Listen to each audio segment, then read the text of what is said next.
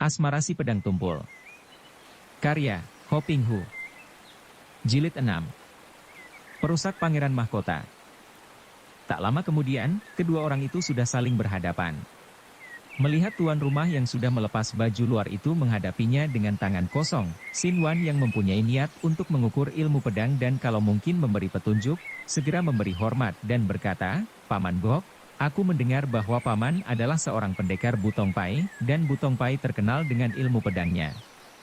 Oleh karena itu, kalau Paman tidak berkeberatan, aku ingin sekali merasakan kelihayan ilmu pedang Paman dan mengagumi keindahannya." Tentu saja Xin Wan bermaksud lain. Dia tahu bahwa orang seperti Lili pasti tidak mau bertanding dengan tangan kosong saja melawan orang yang akan dibunuhnya, dan tentu menggunakan pedang ular putih. Bukankah ia sudah memperlihatkan pedang itu kepada putra-putri Panglima itu dan mengancam akan membunuhnya dengan pedang itu? Lili pasti mempergunakan pedang dan Bok Chiang Kun pasti terpaksa akan melayani dengan pedangnya pula. Mendengar ucapan Xin Wan, Cihua berseru kaget, "Ai, Wan tuaku, kenapa harus dengan pedang? Bagaimana kalau kalian saling melukai?" Mendengar ini, Bok Chiang Kun mencela putrinya.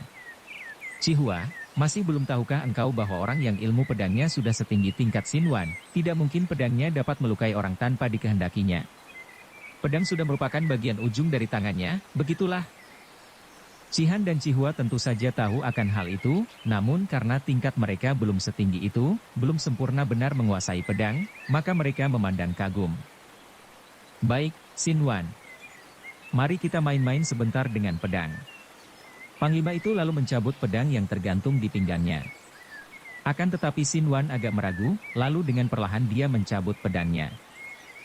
"Ih, pedangmu kenapa buruk amat, tuako?" kembali Cihua berseru.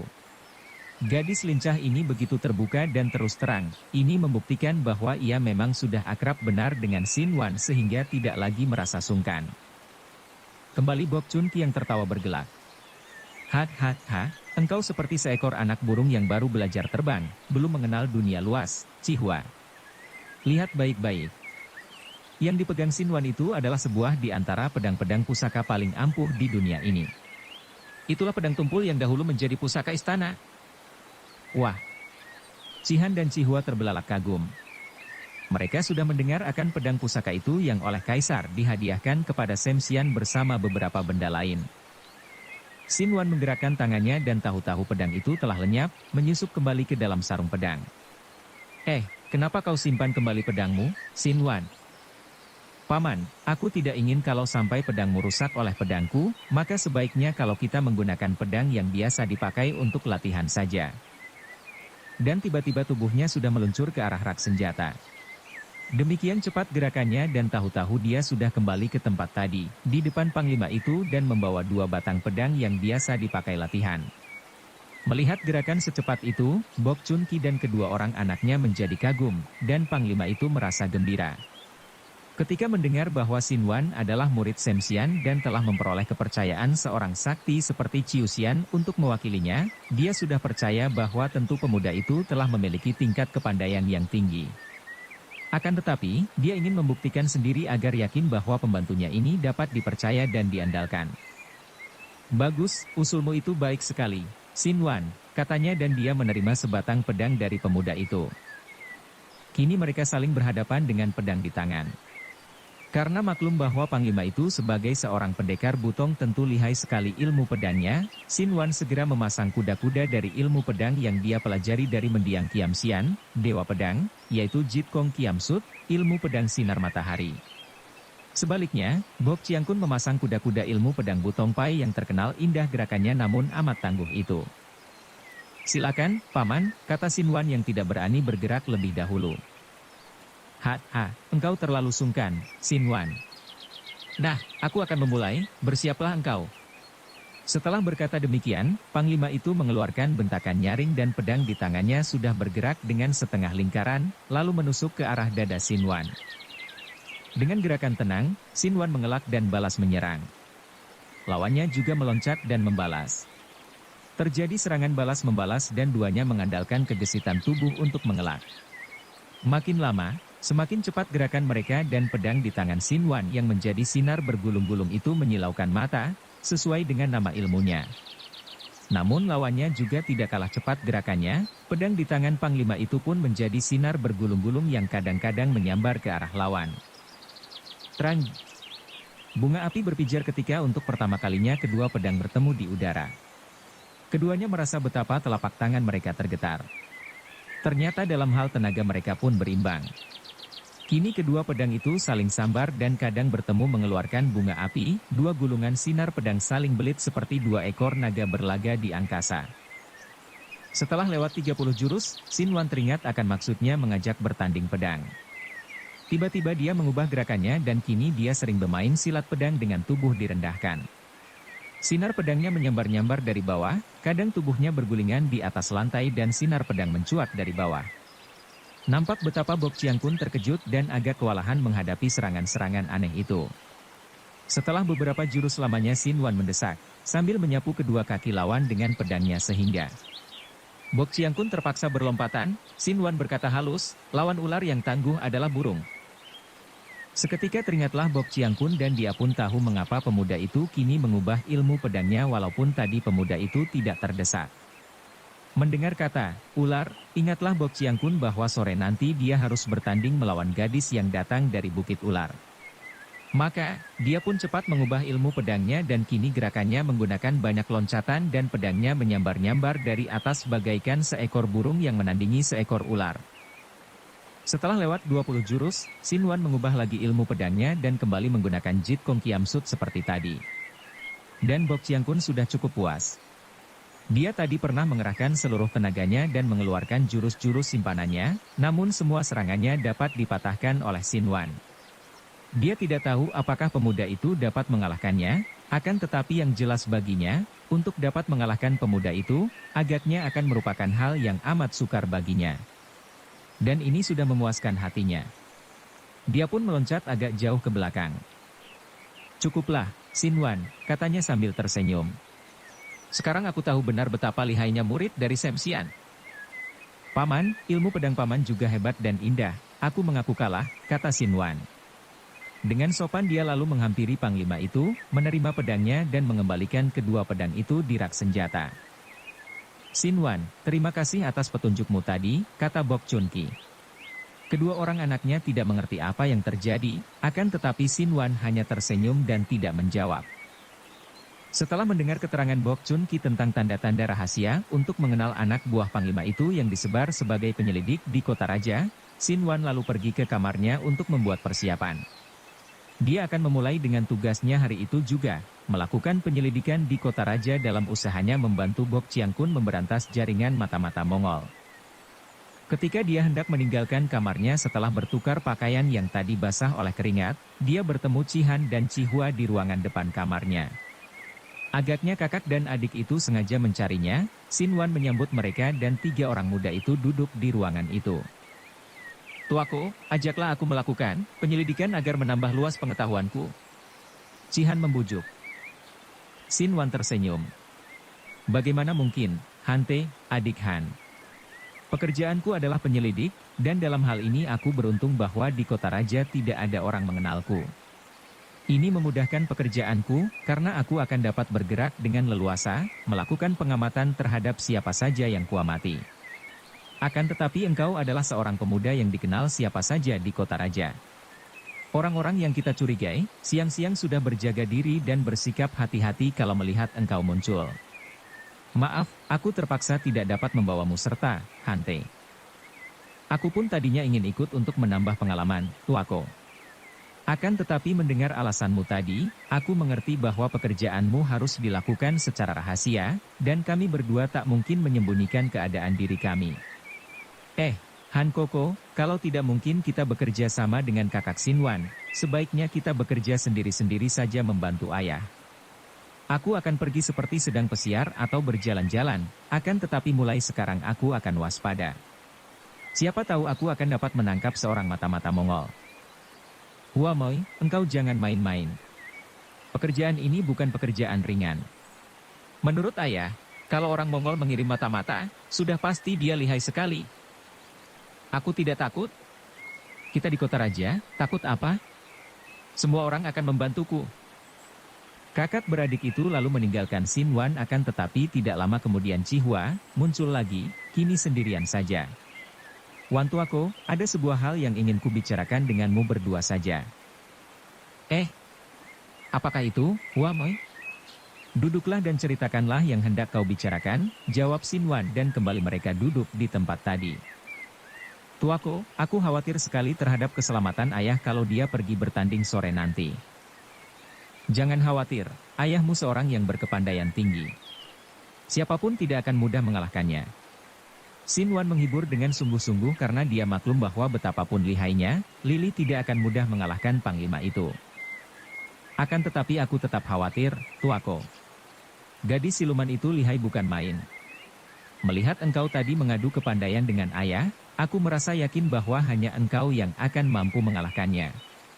Wan tuaku, maukah engkau menolongku? Menolongmu? Tentu saja aku mau, Hua Moi, kata Xin Wan sambil menatap wajah yang manis itu.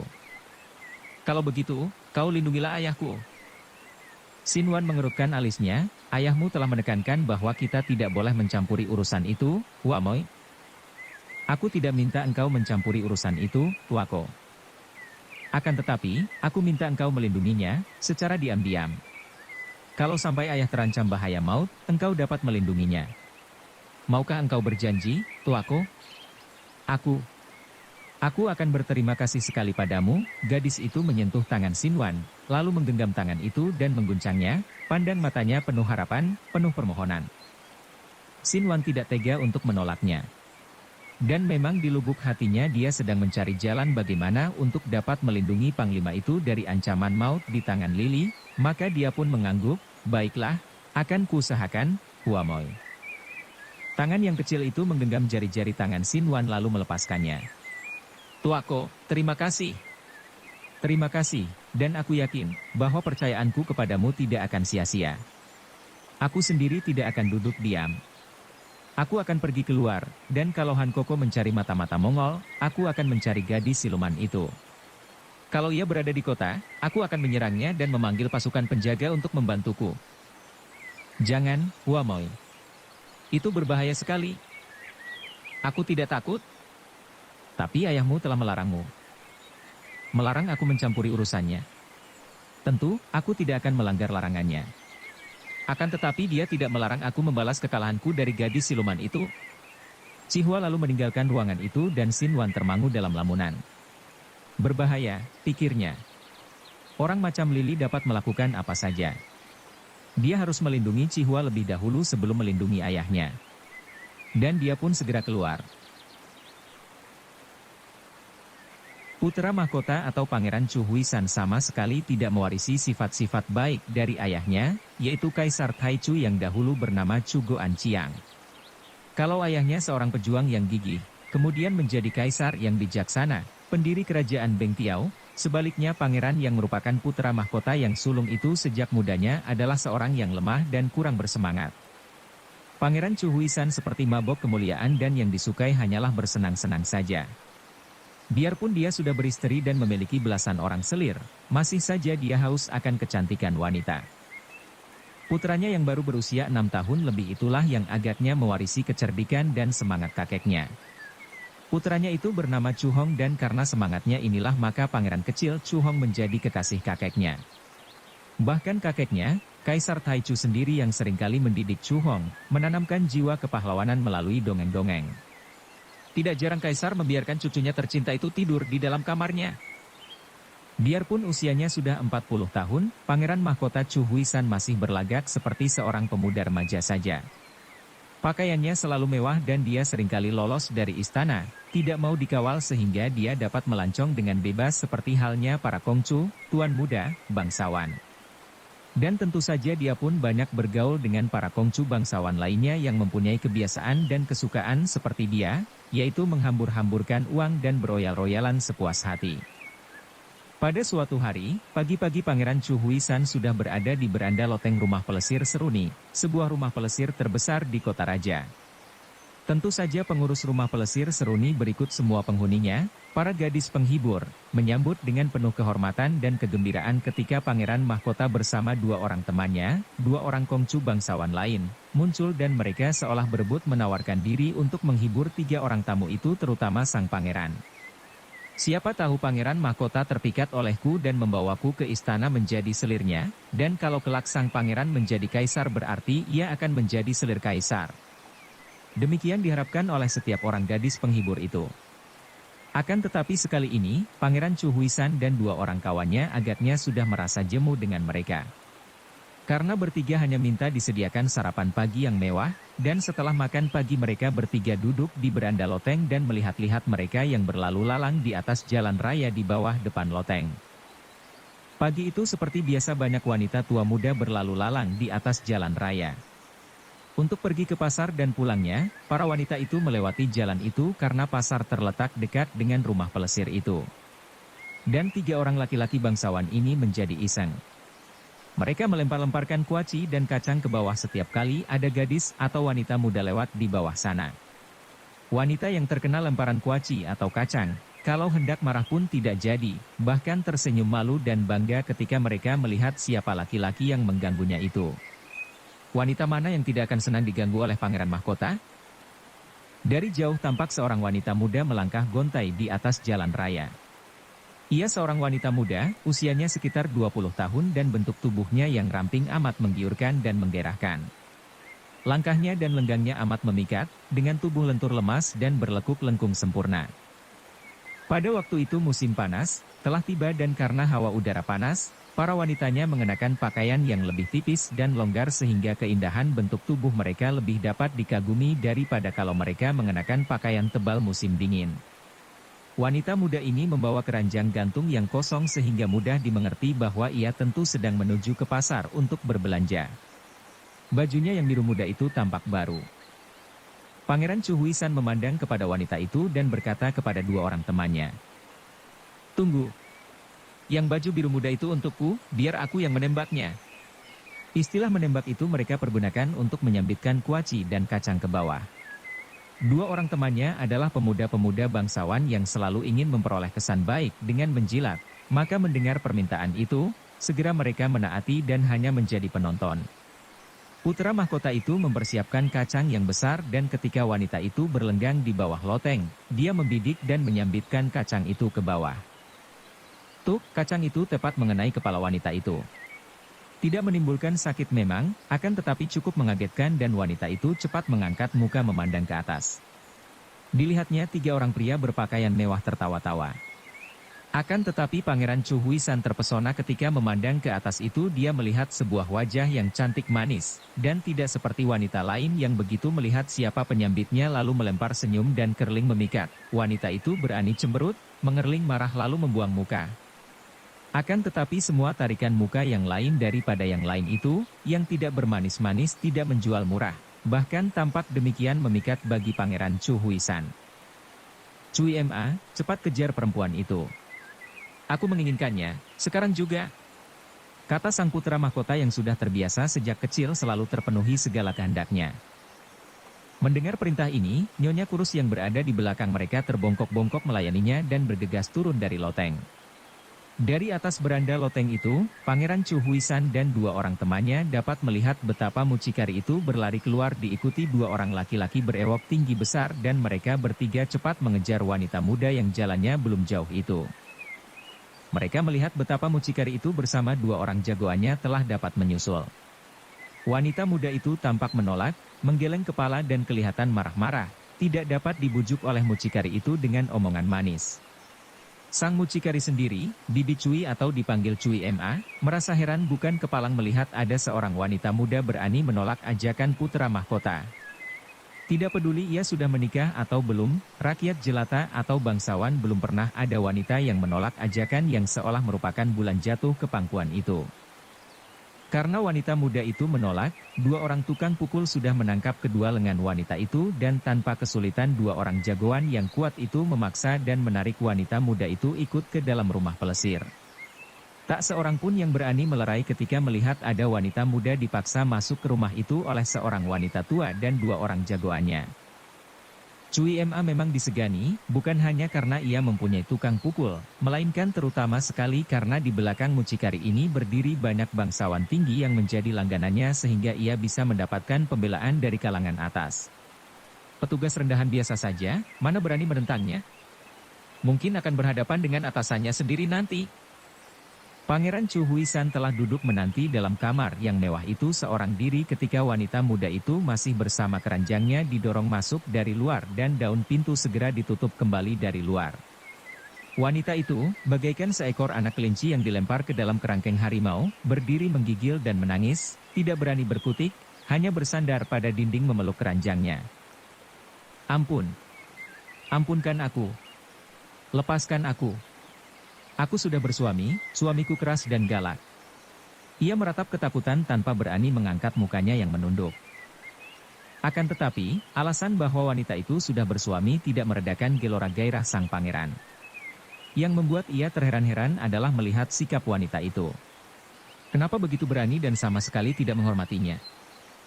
Nyonya muda yang manis, pandanglah aku. Apakah engkau tidak tahu, siapa aku?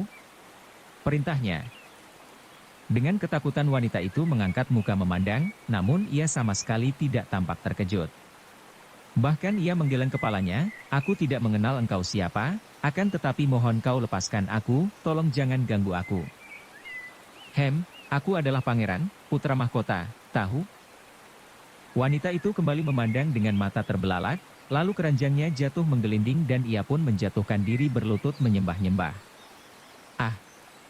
Ampun hamba. Hamba tidak tahu, hamba baru sebulan berada di kota raja, hamba dari dusun, setelah menikah baru di sini. Mohon paduka mengampuni hamba dan membiarkan hamba pergi. Pangeran itu semakin heran. Aku suka padamu, manis. Kesinilah dan jangan takut. Aku akan memberi hadiah besar kepadamu. Tidak. Tidak. Mohon paduka ampuni hamba. Hamba baru sebulan menikah, hamba tidak berani, suami hamba galak. Ai, pengantin baru, ya. Aku suka pengantin baru. Tentang suamimu, jangan takut. Dia tidak akan berani memarahimu kalau tahu bahwa pangeran putra mahkota yang mengajakmu. Kesinilah. Pangeran Chu Huisan semakin bergairah karena belum pernah dia bertemu dengan wanita yang tidak segera lari ke dalam pelukannya. Malah dia yang kini turun dari pembaringan dan menghampiri wanita yang menggigil ketakutan itu. Akan tetapi baru saja dia memegang lengan wanita itu untuk ditariknya, dia mendengar suara gedebukan di luar kamar, suara orang berkelahi. Dia terkejut dan heran, lalu dibukanya daun pintunya untuk melihat apa yang terjadi. Ternyata dua orang tukang pukul berewokan itu sedang mengeroyok seorang laki-laki muka bopeng yang juga tinggi besar. Akan tetapi laki-laki bopeng itu lihai sekali, dan ketika sang pangeran membuka daun pintu, tepat dia melihat betapa dua orang tukang pukul itu dihantam roboh. Cangko, kakak Chang. Wanita cantik yang berada di dalam kamar pangeran Chu Huisan menjerit ketika ia melihat laki-laki bopeng itu. Kim Moi, adik Kim.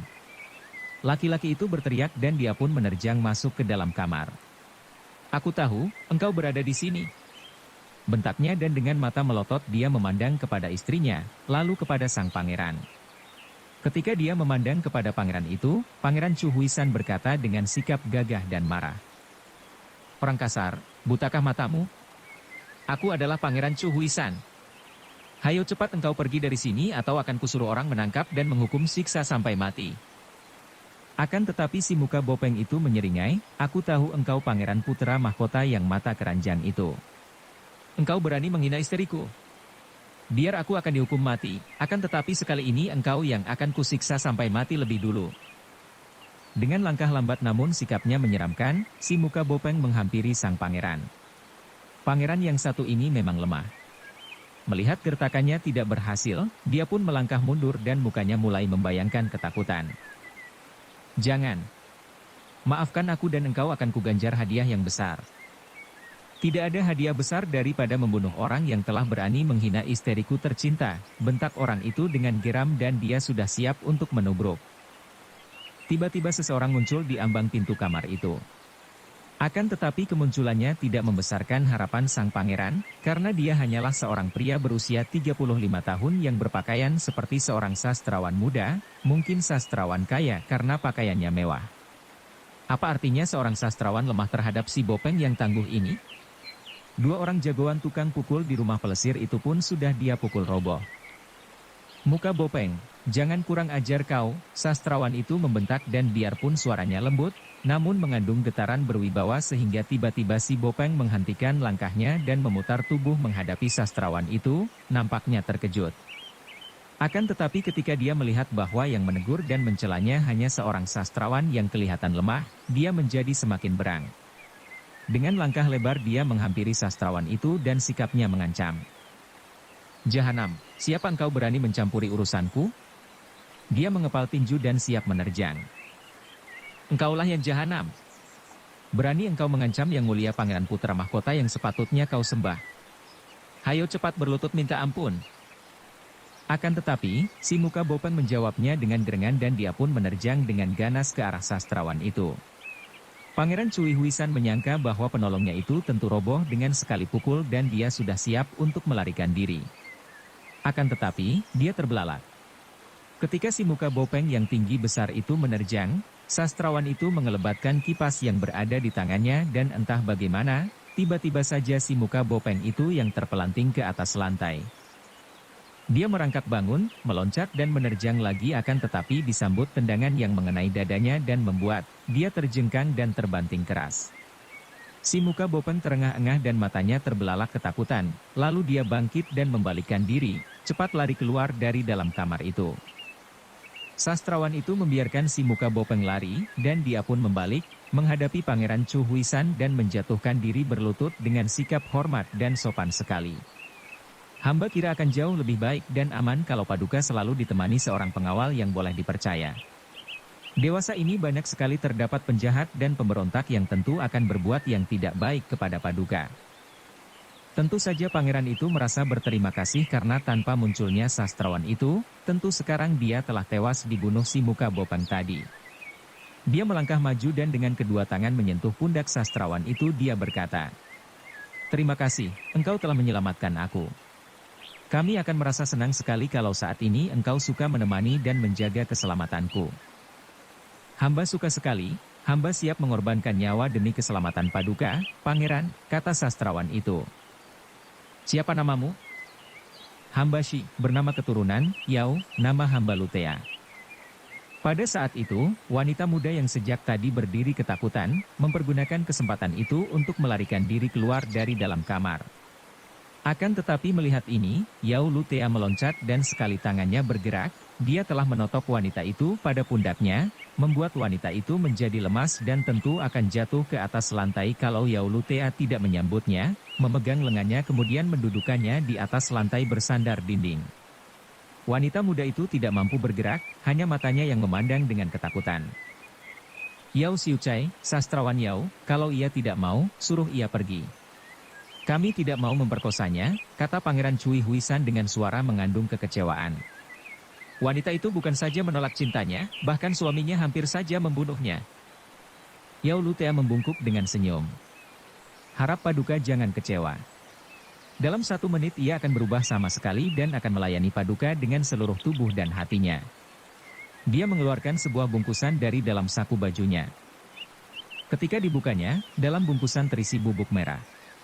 Melihat di atas meja dalam kamar itu, terdapat cawan dan guci arak, dituangkannya sedikit arak ke dalam cawan, dimasukkannya sedikit bubuk merah ke dalam cawan kemudian dia menghampiri wanita muda itu, tangan kiri menekan kanan kiri mulut sehingga mulut itu terbuka, ditengadahkan, lalu isi cawan dia tuangkan ke dalam mulut. Di luar kehendaknya, wanita itu terpaksa menelan anggur dari cawan dan Yao Lutea melepaskannya. Pangeran Chu Huisan memandang penuh perhatian. Semenit kemudian, terjadi perubahan pada wajah wanita itu. Kedua pipinya kemerahan dan pandang matanya tidak lagi ketakutan, akan tetapi seperti orang yang mengantuk. Yao Lutea membebaskan totokannya dan dia pun berkata, "Kini Paduka dapat berbuat apapun terhadap dirinya dan ia akan menyerahkan diri dengan sukarela dan penuh semangat. Hamba akan menjaga keamanan Paduka di luar kamar." Yao Lutea melangkah keluar dan menutupkan daun pintu kamar itu dari luar. Sebetulnya, peristiwa tadi sudah mengusir semua gairah nafsu dari pikiran pangeran ini. Akan tetapi, dia tertarik dan ingin sekali tahu apakah ucapan pengawal barunya itu benar. Dia lalu memandang wanita muda yang sudah dibebaskan dari totokan itu. Kini wanita itu berlutut menghadap kepadanya, hanya menundukkan muka dan tidak berani memandangnya, tidak pula mengeluarkan kata-kata, juga tidak lagi menangis ketakutan. "Angkat mukamu," kata pangeran itu dengan suara memerintah. Dan wanita muda itu mengangkat muka memandangnya. Dan alangkah jauh bedanya dengan tadi. Wanita itu kini memandangnya dengan sikap malu-malu, dengan mata sayu dan mulut mengulum senyum. "Kesinilah," kata pula pangeran itu. "Perlah, biar kami bicara dengan nona ini." Wanita itu tampak tersipu, lalu bangkit dan dengan malu-malu berjalan menghampiri Pangeran Chu Huisan. Ketika pangeran merangkulnya, ia pun mengeluarkan suara lirih dan menyandarkan mukanya ke dada pangeran itu. "Siapa namamu, manis?" "Nama hamba Bei Kim," suaranya berbisik dan kini bangkitlah kembali gairah di hati pangeran itu. Dia menuntun wanita itu ke pembaringan dan benar seperti yang dikatakan Yao Lutea tadi, kini wanita itu sama sekali tidak menolaknya, bahkan melayaninya dengan sukarela dan penuh gairah. Tentu saja semua itu adalah siasat yang sudah diatur oleh Yao Lutea atau Yaluta, pangeran Mongol itu. Ketika kerajaan Mongol belum jatuh, dia masih kecil, baru belasan tahun usianya dan tidak dikenal. Oleh karena itu, tanpa ragu-ragu dia menggunakan namanya, hanya diubah sedikit menjadi nama pribumi agar tidak ada yang tahu bahwa dia adalah bekas pangeran Mongol. Sejak peristiwa di rumah pelesir itu, Pangeran Chu Huisan menerima Yao Lutea yang disebutnya Yao Xiucai menjadi pengawal pribadinya, juga temannya berfoya-foya. Yao Xiucai amat pandai mengambil hatinya. Dengan adanya Yao Xiucai, putra mahkota ini dapat menikmati bermacam kesenangan yang tadinya tidak dikenalnya sama sekali. Dengan bantuan Yao Xiucai, wanita yang bagaimana keras pun akan menjadi lunak dan jinak. Bahkan putra mahkota itu, saking percayanya kepada Yao Xiucai, telah mengangkat sastrawan ini menjadi guru sastra dari putranya yang bernama Chu Hong. Maka, kuatlah kedudukan Yao Xiucai di istana putra mahkota. Dengan cerdik sekali Yao Lutea yang memang mendekati pangeran putra mahkota ini untuk tujuan yang lebih besar, menuntun pangeran Chu Huisan yang lemah itu sehingga keadaan pangeran itu semakin rusak. Bukan saja bujukan Yao Xiucai membuat dia menjadi semakin menggila dalam mengejar kesenangan sehingga lupa diri, juga Yao Xiucai dengan cerdik menjerumuskan pangeran yang menjadi calon pengganti kaisar itu menjadi seorang pecandu madat. Yao Xiucai ingin agar kelak yang menjadi kaisar seorang yang lemah, tidak mampu dan yang berada di bawah pengaruhnya sehingga kalau dia mendapatkan kesempatan baik melakukan gerakan, maka pemerintahan di bawah kaisar semacam itu akan mudah dia robohkan dan dia dapat membangun kembali kerajaan Goan, Mongol, yang pernah jaya. Pembalasan dendam Sang Suci. Sore itu udara cerah sekali. Langit tidak ternoda awan, dan biarpun matahari sudah condong jauh ke barat, namun sinarnya masih kuat dan hawa udara cukup gerah karena tidak ada angin bertiup. Dengan langkah lebar dan tegap, Panglima Bok Chun Ki berjalan mendaki bukit bambu naga di luar kota raja. Dia sengaja berjalan kaki, tidak menunggang kuda. Pertama, agar tidak ada orang yang memperhatikannya, dan kedua agar lebih mudah baginya untuk melihat bahwa tidak ada orang yang membayanginya. Dia tidak ingin anak-anaknya mencampuri urusan pribadinya. Tentu saja cerita putra dan putrinya tentang gadis yang berpedang ular putih itu seketika mengingatkan dia akan riwayat hidupnya dahulu, ketika dia belum menikah. Dia pernah saling berkenalan dan bersahabat dengan seorang pendekar wanita yang cantik jelita dan lihai dan akhirnya ia dan wanita itu yang bernama Chu Suiin saling jatuh cinta. Dia sendiri seorang pendekar muda Butongpai di waktu itu, dan gadis itu memang cantik dan pandai, sehingga mereka berdua merupakan pasangan yang serasi dan cocok sekali. Hubungan di antara mereka sudah amat intim dan mesra, bahkan keduanya sudah demikian saling percaya bahwa mereka akan menjadi suami istri sehingga mereka saling menyerahkan diri. Akan tetapi, beberapa hari kemudian, dia mendapat kenyataan bahwa kekasihnya itu adalah Putri Sitian Choaong. Bahkan kekasihnya itu di dunia Kangou dikenal dengan julukan Bei Choa Sian Li, Dewi Ular Cantik, yang terkenal ganas dan kejam. Melihat kenyataan pahit ini, seketika dia mengambil keputusan untuk memisahkan diri dan meninggalkan Chu Suiin. Tidak mungkin dia sebagai seorang pendekar penentang golongan sesat, menikah dengan seorang putri datuk sesat. Seluruh dunia Kang Ou akan mentertawakannya, dan bagaimana dia akan tetap dapat menentang kejahatan kalau beristri seorang tokoh jahat? Sui In. Dia menghela napas panjang dan mengeluh dalam hati, kenapa sampai sekarang engkau masih mendendam? Dan kenapa pula tidak datang sendiri mencariku, akan tetapi menyuruh muridmu? Setelah tiba di puncak bukit yang sunyi itu, dia berdiri di puncak yang datar, yang dikelilingi hutan bambu yang lebat. Banyak di situ terdapat bambu yang batangnya seperti tubuh ular naga, maka disebut bambu naga. Biarpun dia tidak melihat bayangan orang, akan tetapi dia merasa bahwa ada orang yang mengintai dan mengamatinya. Oleh karena itu, dia berdiri dengan tegak, kedua kaki terpentang, lalu dia berkata dengan suara yang lantang. Nona berpedang ular putih. Aku Bok Chun Ki telah datang memenuhi undanganmu. Memang sejak tadi Lili sudah mengintai dari balik semak belukar.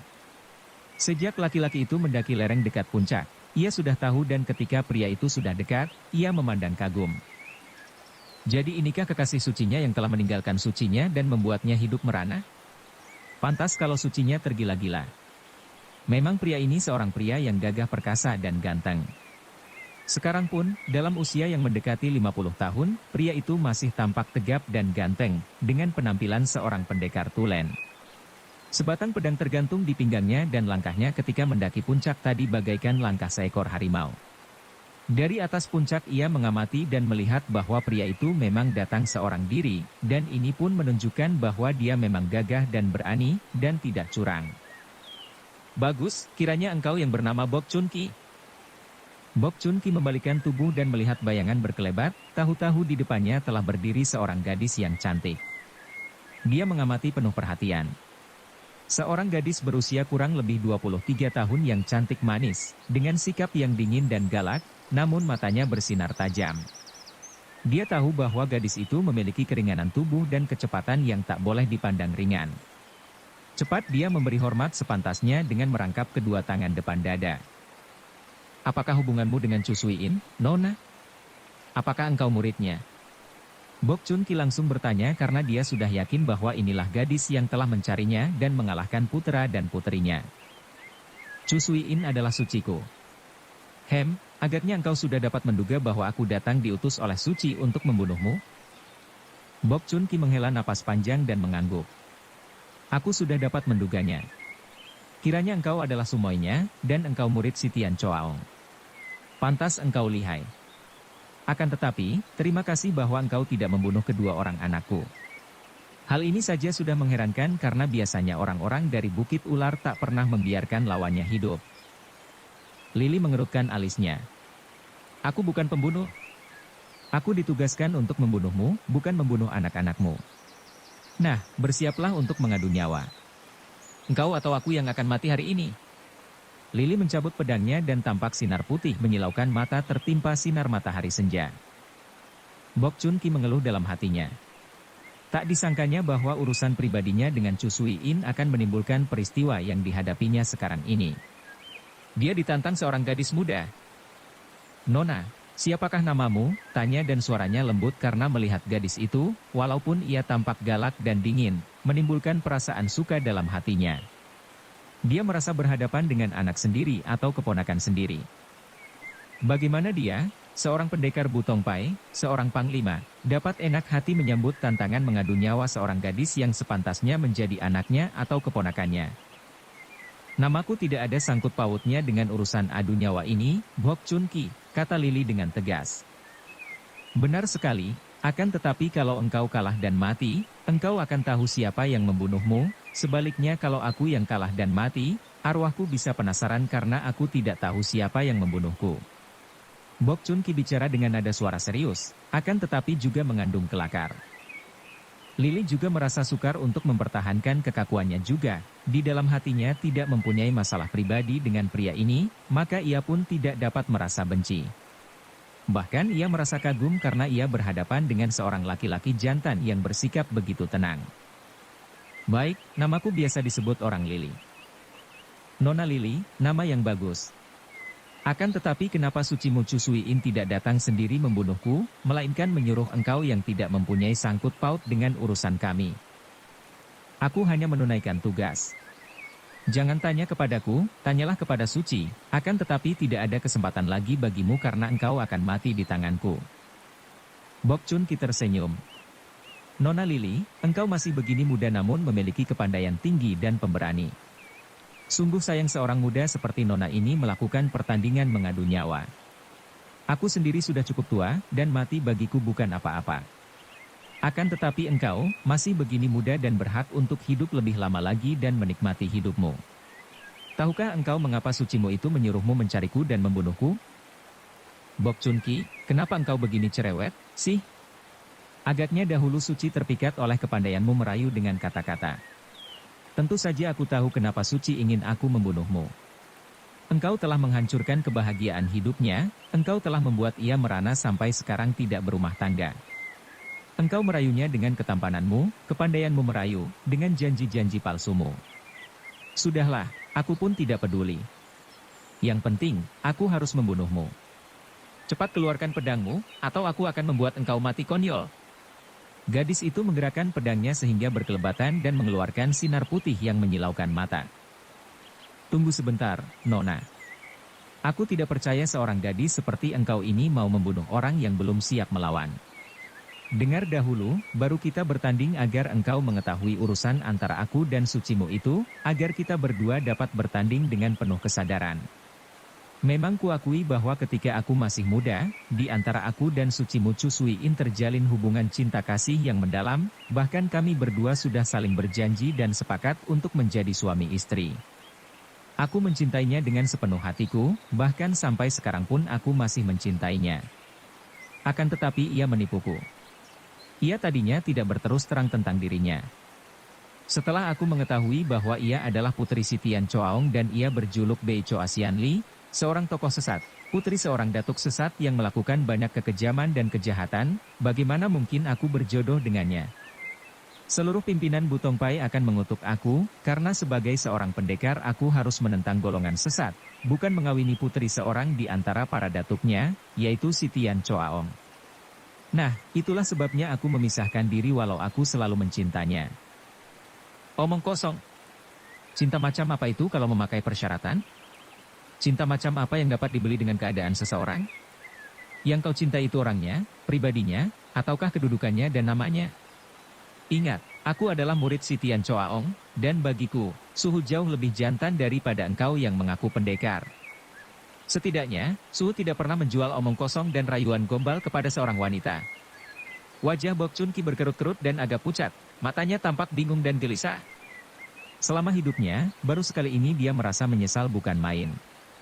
Memang dia tidak pernah dapat melupakan Chu Suiin, akan tetapi selama ini selalu dia menghibur perasaannya, menghibur batinnya bahwa dia meninggalkan Suiin karena melihat bahwa dia dan Suiin tidak akan dapat menjadi suami istri yang rukun.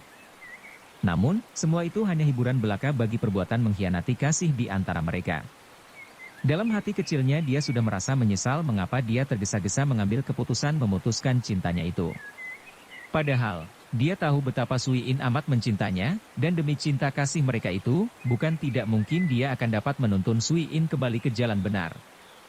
Kini, dari mulut gadis itu dia seperti mendengarkan suara hatinya sendiri yang setiap kali membuatnya menyesal.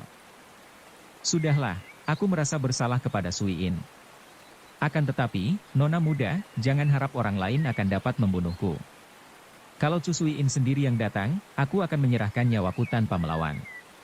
Kalau ia mewakilkannya kepada orang lain, jangankan engkau, biar andai kata Sitian Choaong sendiri yang datang, aku akan melawan dan membela diri. Bagus, aku pun bukan orang yang suka membunuh lawan yang tidak mau membela diri. Hayo, cabut senjatamu dan sudah cukup banyak kita bicara, bentak Lily dengan sikap garang. Bok Chun Ki tersenyum dan dia pun mencabut pedangnya. Nampak sinar kehijauan berkelebat ketika dia mencabut pedang Cengkong Kiam, pedang sinar hijau, yang merupakan sebatang pedang pusaka dari Butongpai.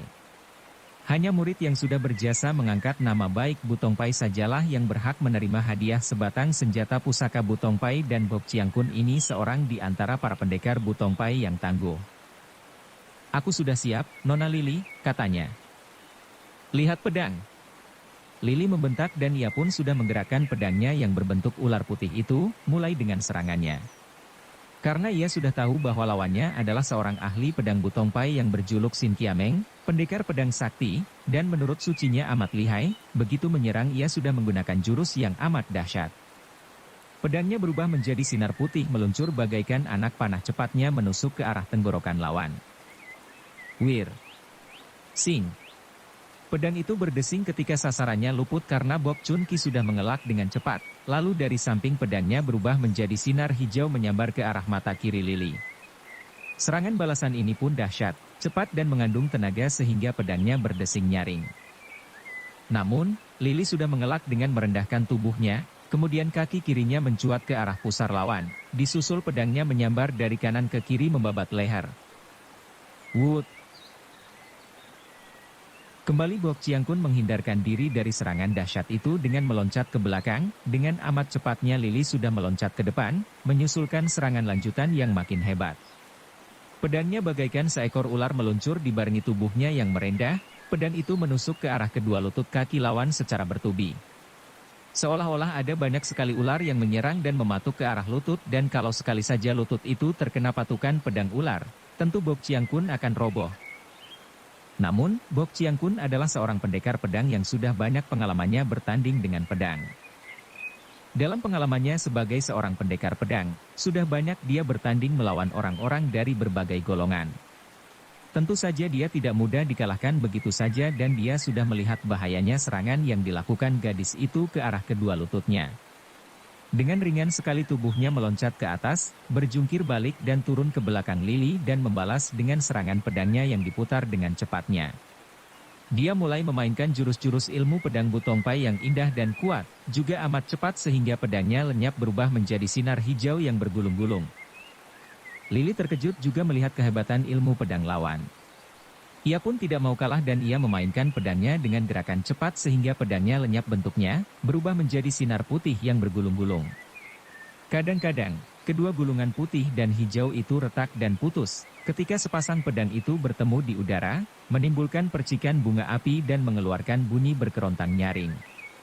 Keduanya merasa tergetar tangan kanan masing-masing, maka tahulah mereka bahwa lawan memiliki tenaga yang tangguh dan keadaan mereka berimbang.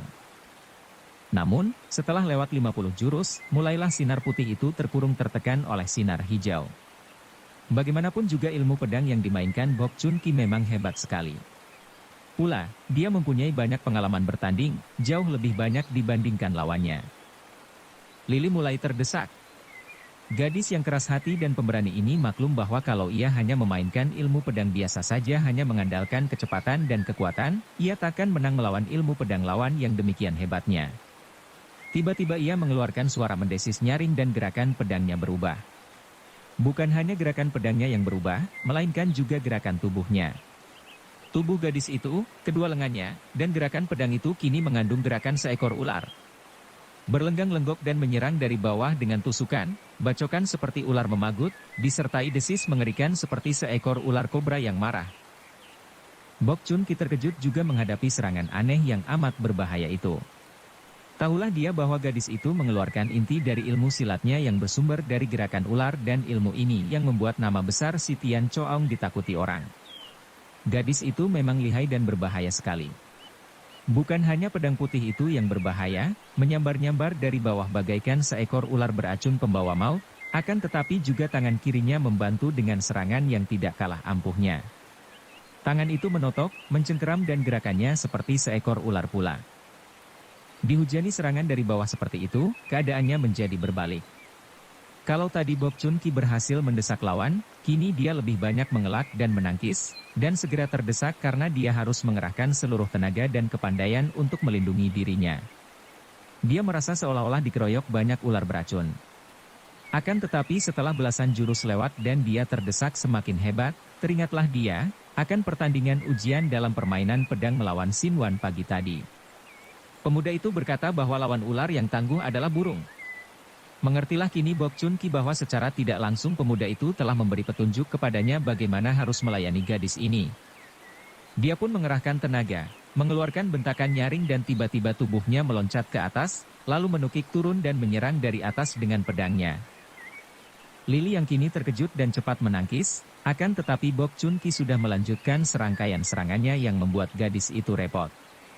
Ketika Lili melempar diri ke atas tanah bergulingan dan membentuk serangan baru dari bawah, kembali tubuh Bok Chiang Kun melompat tinggi ke atas. Kini dia tidak mau menangkis atau mengelak ke samping, melainkan menghadapi serangan gadis itu dengan loncatan tinggi, kemudian ketika tubuhnya turun dia menyambar bagaikan seekor Raja Wali menyerang seekor ular. Kembali keadaan menjadi berbalik, Lili yang kini terdesak karena bagaikan seekor ular menghadapi burung yang dapat terbang, ia tidak diberi kesempatan menyerang lawan, sebaliknya lawan menghujankan serangan yang dimulai dari atas. Hal ini membuat Lili menjadi penasaran dan marah sekali. Ketika untuk kesekian kalinya Bok Chun Ki mendesaknya dengan serangan bertubi, ia mengeluarkan teriakan nyaring, pedangnya diputar cepat melindungi tubuhnya dan tangan kirinya mendorong dengan pengerahan tenaga dari ilmu Tok Choa Kun, silat ular beracun. Dorongan ini hebat sekali karena dari telapak tangan kiri itu keluar uap kehitaman. Itulah pukulan beracun yang ganas. Hait! Bok Chun Ki yang mengenal pukulan maut, segera meloncat lagi ke atas, lalu menukik bagaikan seekor burung Garuda. Pada saat itu, dia melihat sinar hitam meluncur ke arah dadanya dari arah kiri. Dia tahu bahwa dia diserang oleh senjata rahasia yang berbahaya. Karena tubuhnya sedang berada di udara dan tidak dapat mengelak, dia mengerahkan tenaga pada pedangnya dan menangkis senjata rahasia yang hanya berupa sinar hitam itu. Cering! Dan sinar hitam itu tertangkis, meluncur ke bawah, ke arah Lili. Awas! Bok Chun Ki berseru memperingatkan, namun terlambat. Lili sama sekali tidak mengira bahwa akan ada senjata rahasia meluncur demikian cepatnya oleh tangkisan pedang lawan yang berada di atas sehingga sebelum ia tahu apa yang terjadi, tiba-tiba ia merasa nyeri pada pundak kirinya dan senjata rahasia itu telah menancap di pundak. Tubuhnya seketika menjadi lemas dan matanya berkunang, lalu gelap. Lili roboh pingsan. Pengecut curang, teriak Bok Chun Ki dan tubuhnya sudah melayang ke arah dari mana datangnya senjata rahasia tadi. Namun dia tidak menemukan orangnya. Agaknya penyerang gelap itu telah melarikan diri dengan cepat. Karena cuaca mulai remang-remang, Bok Chun Ki cepat menghampiri Lili. Gadis itu rebah miring dan ketika dia memeriksanya, dia terkejut. Sebatang paku hitam menancap di pundak itu. Paku itu masuk semua ke dalam daging pundak, dan panjang paku itu sepanjang jari kelingkingnya. Paku beracun. Hal ini dapat dilihatnya dengan seketika, melihat betapa sekitar luka itu tampak tanda hitam kebiruan. Cepat dia menotok beberapa bagian dari pundak itu setelah merobek bajunya, menghentikan jalan darah agar racun paku itu tidak menyebar luas, lalu dicabutnya paku itu. Karena dia tidak membawa obat, maka dipanggulnya tubuh gadis yang masih pingsan itu dan dibawanya lari cepat kembali ke kota raja. Tentu saja para penjaga terkejut melihat panglima itu memanggul seorang gadis yang pingsan dan mereka cepat memberi pertolongan, menyediakan kereta sehingga Bok Chiang Kun dapat membawa Lili pulang tanpa menarik banyak perhatian. Kedatangan Bok Chiang Kun disambut dengan girang oleh Cihan dan Cihua, akan tetapi mereka juga terheran-heran melihat ayahnya memondong tubuh seorang gadis yang bukan lain adalah Lili, gadis yang hendak membunuhnya. "Ayah, kenapa ayah membawa siluman ini ke sini?" tanya Cihua. "Apa yang terjadi, ayah?" tanya Cihan. Sin Wan yang juga berada di situ, tidak bertanya karena dia sudah mengetahui segalanya. Dia sudah berjanji kepada Cihua untuk melindungi Bok Chiang Kun agar tidak sampai celaka di tangan Lili. Oleh karena itu, sebelum Bok Chiang Kun berangkat, dia telah mendahului naik mendaki Bukit Bambu Naga dan mengambil jalan memutar sambil bersembunyi, kemudian dia menyembunyikan diri di balik semak belukar di puncak. Karena itu, dia melihat pertemuan antara Bok Chun Ki dan Lili, bahkan mendengarkan semua percakapan di antara mereka. Maka taulah dia urusan pribadi apa yang ada antara Bok Chun Ki dan Beicho Asian Li Chusuiin. Diam-diam dia merasa terharu dan kasihan kepada mereka berdua. Cinta antara pria dan wanita merupakan perpaduan dari surga dan neraka. Kalau berkembang dan berhasil baik membuat keduanya merasa seperti di surga, sebaliknya kegagalan cinta membuat orang merana seperti tersiksa di neraka. Kemudian, tanpa berani memperlihatkan diri, Sin Wan melihat mereka berdua bertanding.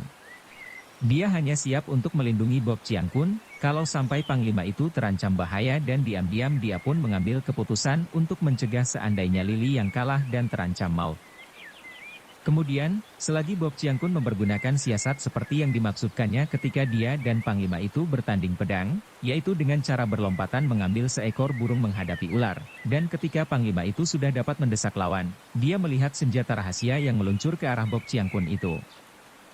Akan tetapi dari tempat dia bersembunyi, tidak mungkin menolong Panglima itu karena senjata rahasia itu meluncur dari arah yang berlawanan dari tempat dia bersembunyi.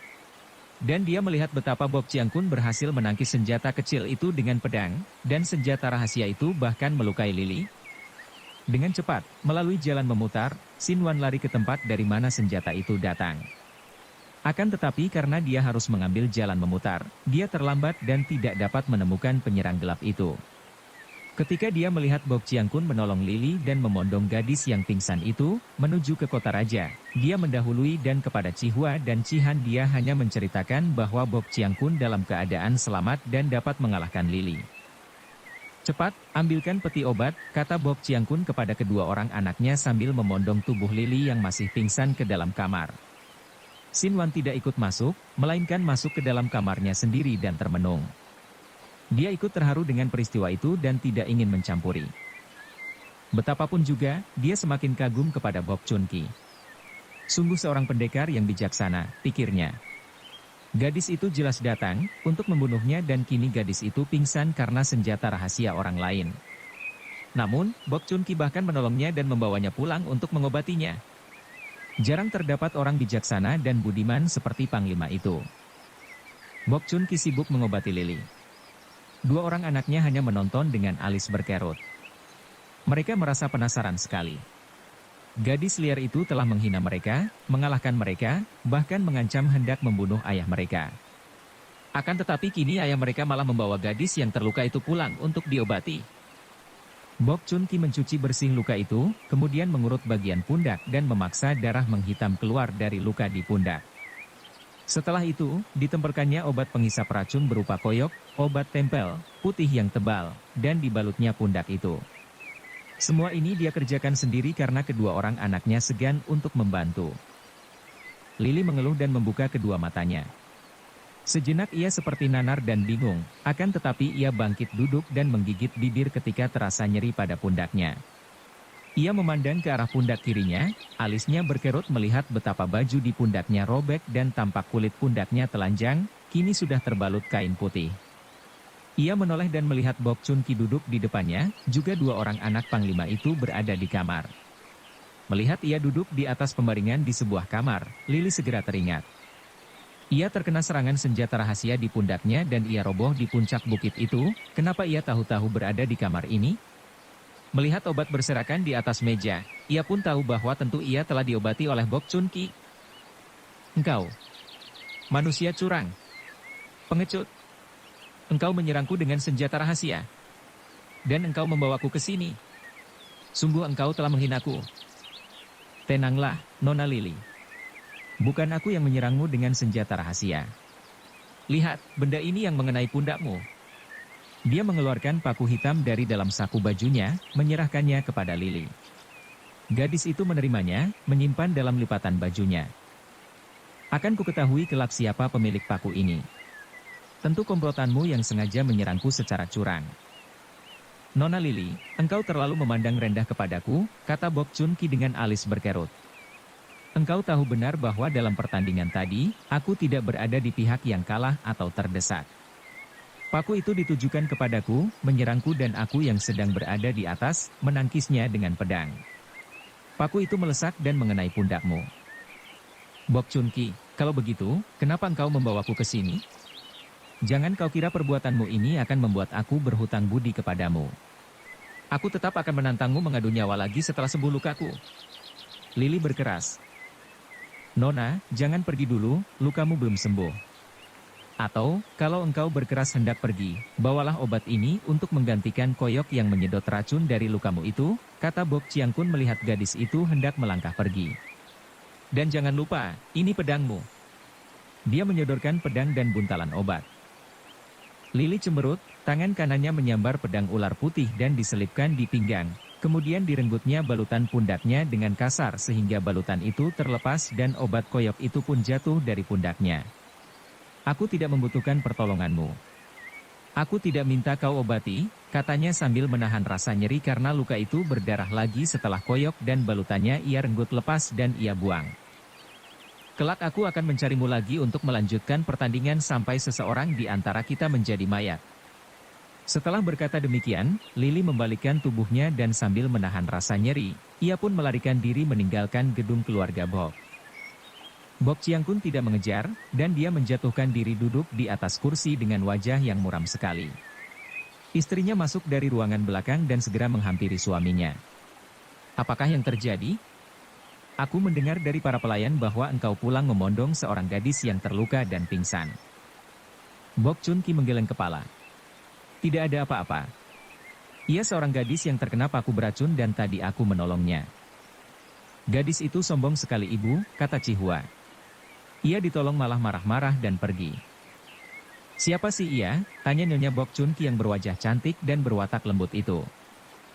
Cihua dan Cihan memandang kepada ayah mereka, dan Bok Chun Ki berkata, kami tidak mengenalnya. Sudahlah, jangan dipikirkan lagi gadis itu. Dengan isyarat pandang matanya, Bok Chun Ki menyuruh kedua orang anaknya pergi. Dua orang muda itu pun keluar dari kamar meninggalkan ayah ibu mereka. Cihua mencari Sin Wan di kamarnya, akan tetapi pemuda itu tidak berada di sana, juga tidak berada di mana-mana dalam gedung itu. Untung bagi Lily bahwa malam itu cuaca amat gelapnya dan udara yang mendung membuat orang segan keluar rumah. Jalan-jalan sunyi sehingga Lily yang bajunya robek di bagian pundak, hanya ditutupi dengan sapu tangan lebar dan tangan kanan, tidak menarik perhatian banyak orang. Juga ketika ia memasuki rumah penginapan besar melalui pintu samping, para penjaga tidak begitu memperhatikannya sehingga ia dapat memasuki kamarnya di rumah penginapan terbesar di kota raja itu dengan aman. Setibanya di dalam kamar, Lily tidak menahan-nahan lagi rasa nyeri di pundaknya dan ia pun merintih kesakitan. Lalu ia menyalakan lampu penerangan, ditambah beberapa batang lilin, dan memeriksa luka di pundaknya di depan sebuah cermin.